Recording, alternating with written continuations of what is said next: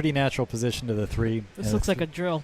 Yeah, the 3 to the 4. The 9 ball is the only thing that sort of makes it challenging. But other than that, this looks like the ideal out. You know, from Sure. From Like I Breaker's said, it perspective. looks like a drill. From the other angle, it looks like a drill. Yeah, if he can get on the correct angle on the 3 to get to the 4 and maybe just bump the 9 off the 3 to the 4, he'll be sitting really pretty. Stroke there, great speed. Yeah, chose to go around so he could get a nice thick angle. Now he has the option to play the 4 in the other pocket.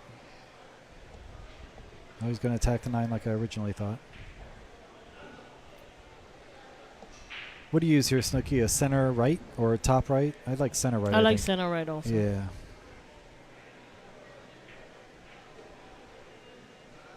Whoa. That was Ooh, such that a was low percentage roll right there. Wow, he flirted with that. Does he got?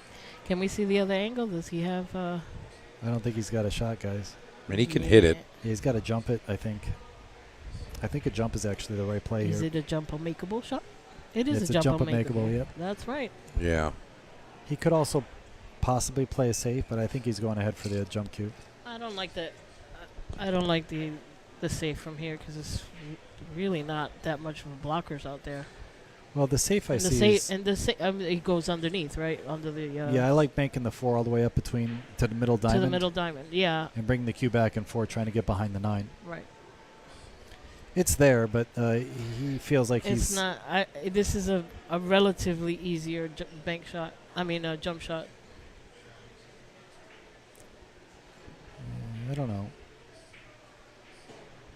He's questioning it.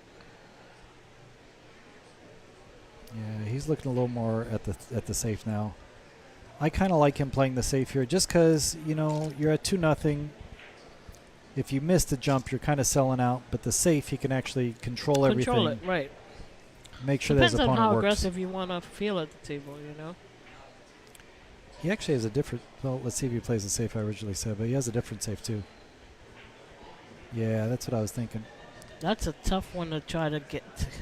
I did not like that option. Yeah, Mike, I liked your suggestion there, sending the 4 ball up table and getting the cue under the 9. Yeah, because even if he doesn't make it behind the 9, He's still got a lot of distance. He's got a lot of distance. He doesn't have a lot of work. Yeah, heavy yeah, lifting. there's a lot of things to even sitting up there on the short rail. I did not like his option for that safety right there. If he freezes it on it, we're all calling him a hero. No, I know, you know. but as far as the percentage of that's a small 7 right there. There's nothing else there to help him block that. Yeah, I'm with you. I kind of like the initial shot, just banking the 4 up table. If you're not going to take the jump, he's probably wishing he took the jump now, but Yeah, hindsight's always 20/20, yeah. but No, sure. Well, from over here, we do everything right. yeah, and honestly, like a player like Joshua Filler, any of the elite players, we're saying, oh, I think that that was a lot to ask for getting on the 7, but those players mentally are omnipotent. They don't have something that they can't do. If they think it up, they're like, I'll just do that. Sure, And- we're and not. that's what believe they're me, expecting. I don't expect people in the chat to start wondering why we're questioning what he did. No, but like but when we see what he did, and we realize that was a tight little squeeze to Tony, ask. Anthony Crosby, Tony, is mentioning the break, and I would say that break would not be qualified. I think that was a little soft myself. I agree with you on that. But without the regulations, without like a shot clock or a speedometer or something on the table, it becomes a judgment call, and that's the whole issue I have with that from the get-go. If there's no speedometer on the cue ball, you can't really tell how hard he's hitting it just based on the ball spread. But I would say it didn't look like he hit that anything near full speed. I would agree with you. Now, Mike, for our viewers, can you kind of break down why we're trying to avoid soft breaking? So And- soft and breaking, do this without- safe, but got a good roll, made the ball, and then came with an incredible shot in the 2. Pretty much sealed the deal on that rack. Joshua really has that breakdown. Really tough to fade a player of Joshua's caliber, and the break is working perfectly. I mean, I've only seen him miss, on this table, I've only seen him miss the one on the side once. He actually got lucky and made a 7-ball last rack, not the 1-ball. So I guess that makes it 2. 2. We're at 2 now. Oh, no. Look at those stats. Pretty strong. Pretty strong. Position on this tree is going to have to go through this 7-ball. Okay, good shot.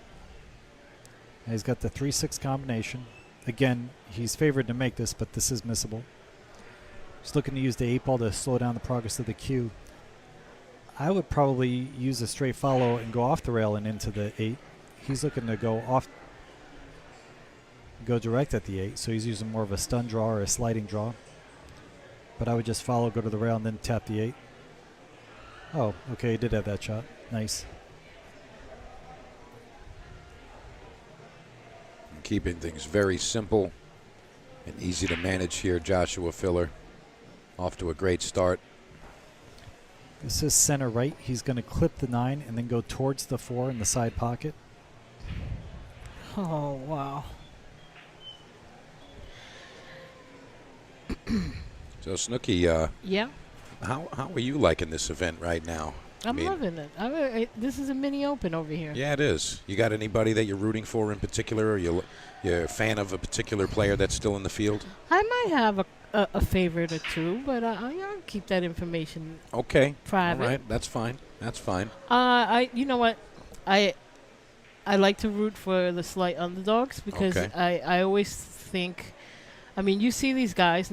Believe me, I have nothing against any of them. I'm just saying that you see these guys, and a lot of times they go to these tournaments, and they're like, oh, well, this guy's going to win. You know who's going to win or whatever.